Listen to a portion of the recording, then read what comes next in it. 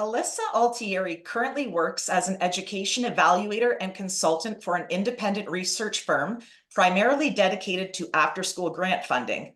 She graduated in 2020 from Indiana University with a Bachelor of Science in Psychology and recently earned her master's in research psychology from DePaul University in Chicago. She has presented her research at both the Midwestern and Eastern Psychological Association conferences. Her work on social zapping can be found in the Journal of Psychological Research. Thank you, Alyssa, for joining me today to discuss Of this. I'm so course. excited to have you. Thank you I so know. I'm very much. excited to be here. I thank you. Thank you. So now that we have a term for hmm this phenomenon that we're about to discuss, can you please tell us what exactly social zapping is? hmm Yeah. Okay. So social zapping is, we were actually just kind of talking about it. I think a term that people would kind of recognize is flaking.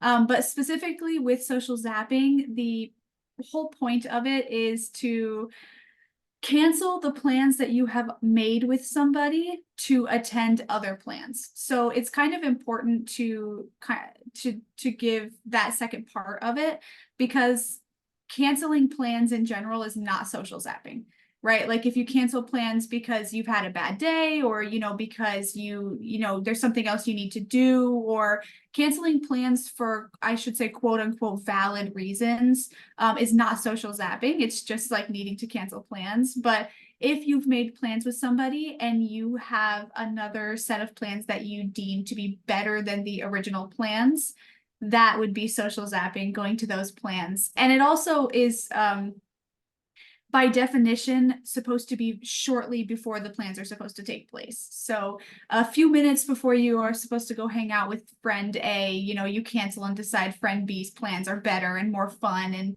And so you cancel, and that's whatever to friend A. We're gonna go hang out with somebody else. Right, right. That makes sense. And could that also apply in work for work type situations as well, professional? Yeah, so what's interesting about social zapping is it actually was meant to encompass, and we've kind of lost this in translation along the way, but it was meant to encompass appointments. So appointments of any kind. So actually just like, doctor's appointments, or appointments with your boss, or appointments with, it was just like the term appointments was the original terminology used for this. And then social zapping kind of took the meaning of, we're doing this with friends, actually kind of because of the COVID-19 pandemic.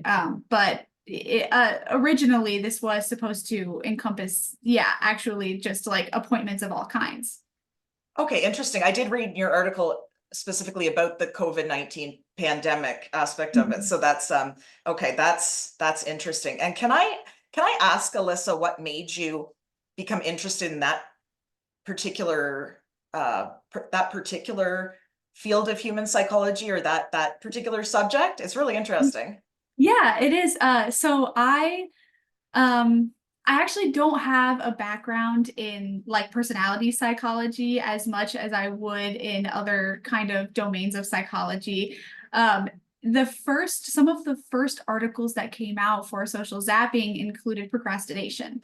And my mentor in grad school is like pretty much the leading psychologist on procrastination. And he had kind of set up data collection for social zapping specifically, was really interested because it had to do with procrastination. And so we had the data collected already when I was in grad school. And so I went in, I saw that I liked the social aspect of psychology a lot. And I liked that it was kind of different from what I was used to, which is more like trauma related and child psychology. I liked that it was kind of outside of that scope. And then I noticed that there was just no information on it. And I was so interested because, like, pioneering something in psychology is kind of difficult to do, but at the same time, it's like there's so much, it's such a young field, and there's so much to be like learned in psychology. And so I kind of got on board with it because I was like, okay, there's no information on this. I have somebody here who is already very knowledgeable about something adjacent to it. And I kind of just led into a thesis realistically. And then that's kind of how it snowballed into me picking this up because it was just so new. And to be honest, I was very interested in all aspects of psychology. So it didn't necessarily matter where I ended up. I was interested to know something to kind of add on to something so new. Yeah, it is so just so interesting. And like I was saying to you, I didn't even know that there was a term for that. Like I've always said, blowing someone off or flaking, Mhm. but an actual psychological term. That's really cool. I was like, I have to talk to the lady who is discussing this. It's just so Mhm. interesting. Now, Alyssa, is social zapping, you're kind of talking about it a little bit earlier, but is this a is this a new phenomenon in the sense of with the advent and growth of social media, or has it always occurred even before rapid technological advances? It's just maybe now easier to do? Does that make Mhm. sense? Yeah, definitely. It makes total sense. I think that there has been something adjacent to this as long as we have been social creatures, right? I don't think that this is something that just like came out of the woodwork because social media exists. It is common to, phone up a friend and say, hey, like, no, I'm not coming. And then to go out and to go do something else. I think that, as long as there's been parties, right? Like you've Yeah, canceled and gone to a party or, yeah, yeah, social media, with the emergence of social media and how popular it became, and it was so quick, it was such a perfect recipe for social zapping to become a much bigger phenomenon that kind of required our attention, because social media is, with the research we have now, I think worsening what is happening. And actually social zapping is making other problematic issues related to social media worse. Like it's all kind of making itself worse in combination, in tandem with each other. And so I was talking about this earlier with the COVID-19 pandemic. We kind of came up with all of these new ways to talk to one another, not face to face. yeah. And given the time period, it was great, right? Like it was important for us to be able to do that. But once we exited, I don't want to say exited because it's certainly still an issue, but once the COVID-19 pandemic slowed down, we started and we kind of returned back to normal a little bit in terms of seeing one another. Um, we kind of saw that people were really overwhelmed at the prospect of seeing everybody all at once. And see, you had all of these plans to see friends and family, and we kind of had all of these different people that required our attention. And it started to become really relevant that social zapping was happening.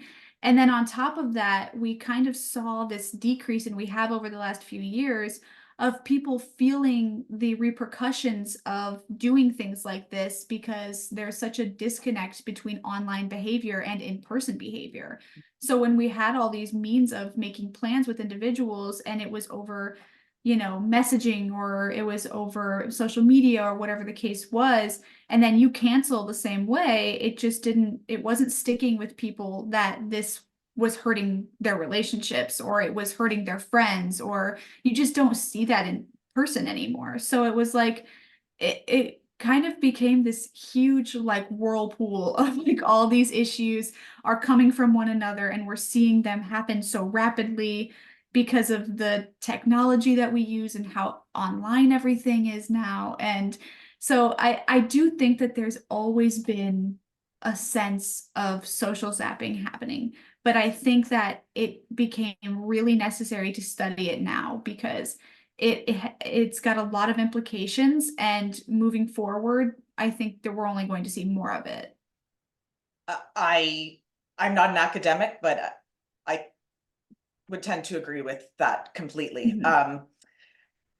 Completely. Now, Alyssa, I can see that, anybody is capable of doing this, especially maybe younger people, but less and less would occur as one matures, hopefully. Mhm. But do you see this across all age groups, gender, nationalities, etc.? So when I did the study, that when I did my social zapping study, and this is why social zapping is so important to talk about and to move forward with and difficult to talk about. I looked at just age and predictors. So I didn't look at ethnicity. I didn't look at gender. I didn't and Right. realistically nobody has. Like Right. we've Right. looked mostly at predictors, which is why I just again it's like almost difficult to kind of to talk about just because we have so Sure. little information. But Sure. when it came to age, in the study itself, age didn't necessarily make a difference, right? We didn't necessarily see, I don't want to say it didn't make a difference. We didn't necessarily see um, any evidence to suggest anything either way for age, which was interesting. When I looked into age, I was looking to see if older adults are using social media as much as younger adults. For the most part, yes. Actually, across the board, people are using social media in general. It doesn't really, I mean, they're using maybe different forms of social media than one another, but pretty much everyone across the board is using some source of social media. So that really wasn't an issue because I wanted to make sure that that was even the case. And then um, moving forward, we found that the two predictors of the four that we were looking at that were actually correlated with social zapping were belongingness and self-esteem. When you have higher self-esteem, you are less likely to social zap. When you have higher belongingness, you are more likely to social zap. When we were looking at this, right? Because if you have higher belongingness, you have like, you feel like you have a ton of friends. And, you know, if you have a lot of friends, you feel like, okay, I'm gonna, you know, I'll social zap this person or I'll hang out with this or I'll make multiple plans, right? Like Mhm. those are the people who felt like, you know, they had, were like really like they belong to all the groups, you know. With the age group that we looked at primarily, which was 40 and older, we found that, and in this kind of our age group kind of peaked at about 60. That was kind of the, you know, that was kind of the general age that we were looking at.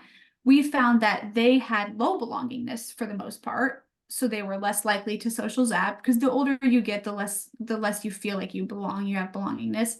And they had higher self-esteem. That's where self-esteem peaks is about 60. So highest self-esteem that you could have and lowest belongingness. And so, although we didn't find evidence within our pool or within our sample to suggest either way, all the rest of the evidence within the paper pointed toward older individuals would be less likely to social zap.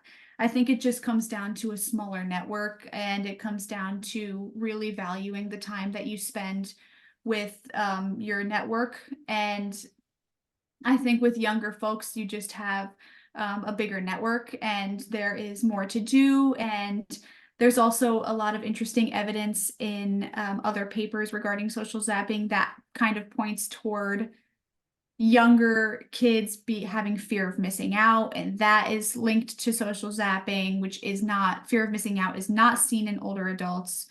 And so there's a lot of different variables there. It's very interesting. That's really the only kind of characteristic I would say that we looked at, and then the rest of them have been predictors, which are more like personality traits, and that's kind of how it was across the board. For the most part, it's just been looking at personality traits. So, but I would love to look into more of that. I think it's very interesting to see if there are differences in characteristics as well.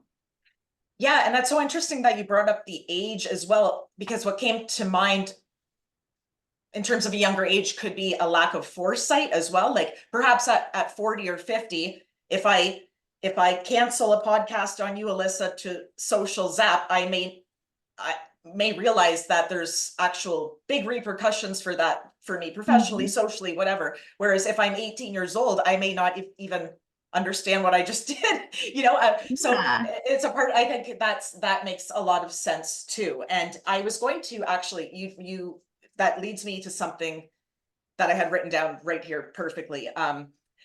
how is this even possible to study? And what I mean by that is challenges. Like, are people who engage in social zapping as a frequent behavior less likely to be forthcoming about things that they engage in other ways? Like, are they ought to be honest about that behavior? Like, how are you even able to study that?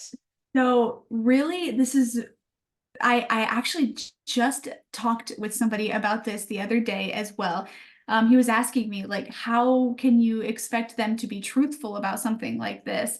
And there's Right. lots of different, really, really neat techniques and lots of interesting answers to this question. And it kind of comes down to a few overarching themes, which are like, we do most of our data collection now online. And there is a big difference now collecting data online than there was collecting data from somebody face to face. It's just a lot easier for people to look at a screen and feel like they're not being judged by something like that. Especially because when you're collecting data now, you make it very clear that prior to anything happening, everything is confidential. I know nothing from the start. Most of the data collection websites or data collection tools you can use now automatically do that for you. You don't even necessarily you don't need to go through and manually do it where you would see the names at all. It's so confidential that there's not people don't feel as much to lose as if I was sitting here talking to you, asking you like, so do you social zap? Right? Because Fair, that's like, fair no, enough. Fair right? enough. I'm trying to think like who would even like, right? Like who Admit were they it, even right? aware, right? Or are they even aware enough to admit it? That, Exactly. yeah. We also have tools, we reverse code things a lot of times. So we'll ask a question and then either ask it again a different way and reverse code it, or just assume that because of the nature of the question, you meant to answer it a different way. And so reverse coding allows us to kind of fix that problem so that we can look, you can kind of see where people are going to answer something how they think that they want, like how they think you want them to answer, right? Yeah, yeah. And we have a social desirability scale, which basically goes through and we would look and see, social desirability, do you want to feel like you are accepted, right? Do you place a lot of importance on how you are viewed? Do you place a lot of importance on if people are judging you, right? And so we put a social desirability scale in there to see which participants in particular are worried about how they are perceived and how that's going to affect their answers to the scales in there. And then on top of all that, it was a very long survey. And we do that on purpose to, I don't want to say trick people, that's not quite it, but we make surveys very long on purpose sometimes to ensure that we can ask questions several different ways and then to make sure that people are answering consistently across the board. And then from there, we go through and we can kind of see, okay, these individuals have answered properly and we know that they're answering truthfully. And then the individuals who are answering what we would consider to be a little bit too cookie cutter, we will remove those because we know that they are just answering to answer. They don't have Right, and they're not right. answering truthfully. We have a ton of tools now to counteract this issue, and it's really, really cool and really interesting. That's absolutely fascinating. I would love to listen to that for hours. Honestly, that's Yeah. really, really fascinating. I would love to talk more about that with you sometime, Alyssa. Yeah, Um, absolutely. yeah, please. You touched it when we were first talking. I just want to be clear before I go into my next question. So social zapping, I'm just trying to think of people with depression, PTSD, bad Mhm. anxiety, and they're canceling plans at the last minute, not because I mean, I understand that there's consequences, but not because they want to hurt that other person, but because they feel like they really can't get out of bed or Mhm. something like that. That is not social zapping. Am I Mhm. correct on that? Yes, you're Okay. correct.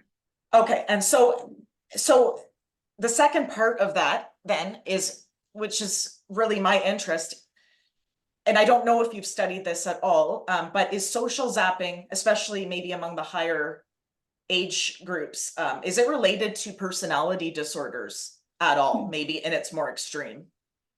So there is, I want to give a like call out because a lot of this information is the some of the original authors at Silke Mueller. I think that I'm pronouncing that. She is German and she has we talked she was kind of an important factor in me writing my own paper. She contributed to that paper. She is the primary person who has studied some of this. I think she's realistically the only person other than me who has studied this for the most part and given and used the name social zapping. And so it's extraordinarily new in terms of what we have done for research.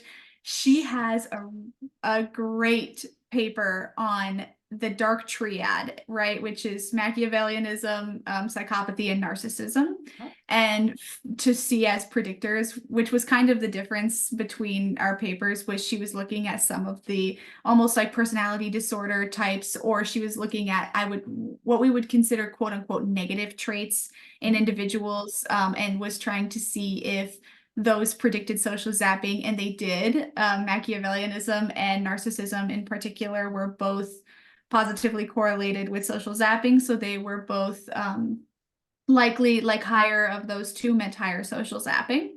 And so it is related to those for sure. It is not, I definitely don't, like if you are struggling with anxiety or depression and you cancel plans, that is certainly not social zapping. Please don't feel bad about that, right? Like your relationships are fine. People understand. Okay. You can work on that. Yes. Yes, exactly. Right. But like exactly. the research that we have on that now is has to do with the dark triad. It's very cool and it is very interesting. And there is evidence to suggest that there are personality types and disorders that would lead to higher social zapping. Now, is it kind of fair to say, just from like a layman's perspective, that especially as we get older, that like to me it is often a red flag? Is that fair to say? I'm not going to say that that person has this or that, but it's often a red flag in terms of continuing relationships and things like that. So that makes a lot of sense. It makes a lot of sense. Yeah, definitely. There's a lot of, we don't necessarily have evidence, a ton of evidence to support this, but there's a lot of kind of thoughts and beliefs and ideas behind the idea or behind the concept that there are large factors associated with doing this that will hurt your relationships, and people will look to you differently if you are doing this consistently. And I think that most people would kind of agree that this is something that they won't stand for, especially as you get older. There is just, your time kind of becomes more valuable. I think and I think actually she did this too, but I think looking at time would be really interesting because there becomes less individuals for you to kind of spend your time on, and there becomes, your circle is tighter. And if you are constantly doing that to people at work or in your relationships, your personal relationships, or anywhere, it causes problems, it causes issues, and it will change people's perception of you. And I think that does go across the board. I don't think that that's, only the case with older individuals, but I do think it's less noticed in younger people than it is in older people. So yeah, I think that you would be right to feel like, hey, if you're constantly blowing me off, especially for other people, right? Because I think a lot of people by nature are really forgiving, especially with the people that they love, and they want to be empathetic. And so, if you are sitting here saying like, I'm so sorry, I can't make it again, it's because of, I have children, or I'm sick, or this or that, we are all very forgiving of things like that. But the problem with social zapping just comes down to, you're canceling plans to hang out with somebody else, and that hurts my feelings and makes me feel, like I'm not valuable to you. So I think that you would be right in saying that. Absolutely. And Alyssa, actually, you just explained what my second final question to you was very well, and that's the consequences. Can we talk Mhm. a bit about that, because that's a little confusing to me sometimes, especially when I'm dealing with somebody, over 30 or so forth, where I'm kind of like, can't you see the consequences of what you're doing? And that's kind of why I ask about the personality element, and the lack of foresight with the consequences. So let's talk about what some of those are. Yeah. So again, I don't a lot of this is theorizing based off of what like my understanding now, and there isn't again a ton of research for social zapping. And just want to reiterate that the evidence for some of this could come out in coming years and we could look at it and there could be no repercussions, right? Which I don't think would be the Sure, case, but there's sure, just not a ton of information right now. But theorizing on that, I think sure. outcomes are there's so many that I think we could talk about because I first of all, I think that it will hurt relationships. I think that it does make you seem less trustworthy. I Mhm. think it makes people seem it makes you seem, maybe not like a close friend or a close acquaintance. It doesn't really open up many opportunities to work with them again because of the flaking or the social zapping.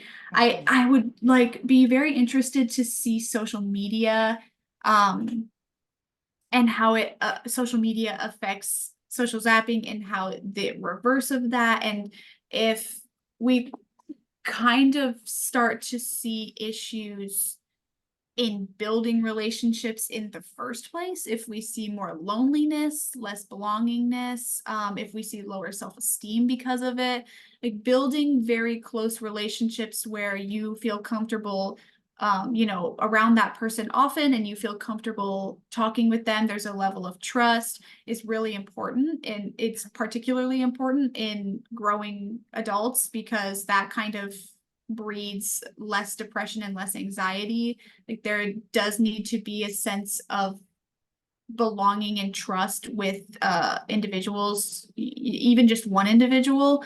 And if we can't build those relationships young because social zapping has become the norm, I think we will start to see higher levels of anxiety and depression and loneliness because of that. And I even think that we would see that in social zappers. I think we'd see it across the board. Social zap people who are and people who aren't, just because you're either way, you're kind of feeling alone and like you've been blown off, or you're feeling alone and like you don't necessarily have people like a foundation of people that you really trust if you're constantly hopping from plan to plan.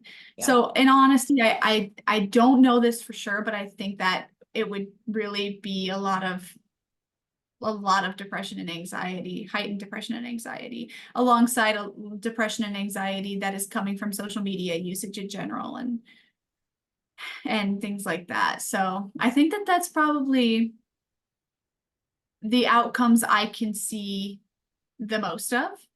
And then I think that there will be heightened disconnect from reality too, which I don't even exactly know what that would look like. I Wow.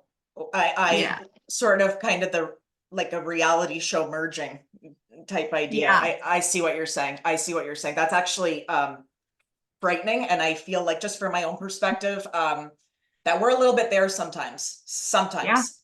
Um, certain. yeah, there is a blurring of some things. I'm so glad that you brought that up. I would love to talk more about that with you someday. Alyssa, I'm so grateful that you're doing this work and this research. And what are your plans for the future with this?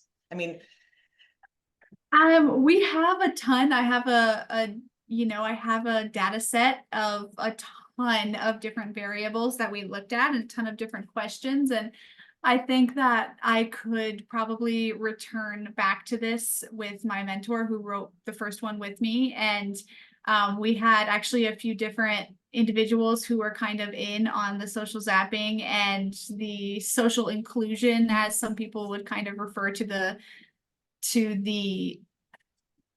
as a whole kind of issue. I think I would love to look at more outcomes and predictors on this and see there's no limit in to what we can learn about social zapping. And I think it's very interesting, and I think it's very necessary. And, social media usage it's not lowering any. So Sure.